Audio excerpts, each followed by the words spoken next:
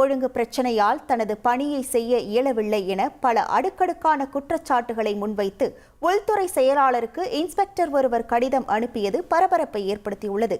ராமநாதபுரம் மாவட்டம் திருவாடனை உட்கோட்ட RS மங்கலம் காவல் நிலையத்தில் காவல் ஆய்வாளராக பணியாற்றி வருபவர் சரவணன்.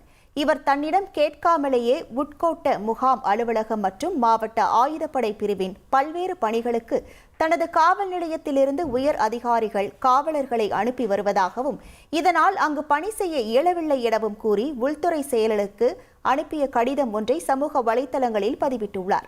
அதில் தனது அதிகாரத்தை முழுமையாக காவல் நிலையத்தில் செயல்படுத்த முடியவில்லை எனவும் திருவாடானை உட்கொட்ட முகாம் அலுவலகத்தின் எழுத்தர் தலையிடுவதாக கூறி இந்த காவல் நிலையத்தில் பணி செய்ய இயலவில்லை என குறிப்பிட்டுள்ளார்.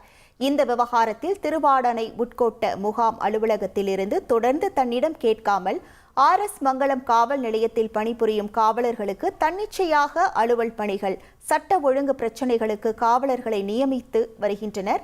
அதோடு காவல் நிலைய சரகத்தில் சட்டம் ஒழுங்கு மற்றும் பொது அமைதியை நிலைநாட்ட மேற்கொள்ளும் நடவடிக்கைகளுக்கு இடையூறாகவும் ஆயுதப்படையிலிருந்து தன்னிச்சையாக தனக்கே தெரியாமல் நேரடியாக காவலர்களுக்கு பல தகவல்கள் மற்றும் அலுவலக பணிகள் குறித்து தெரிவிக்கின்றனர் என்பன உள்ளிட்ட பல அடுக்கடுக்கான குற்றச்சாட்டுகளை அவர் முன்வைத்து உள்ளார்.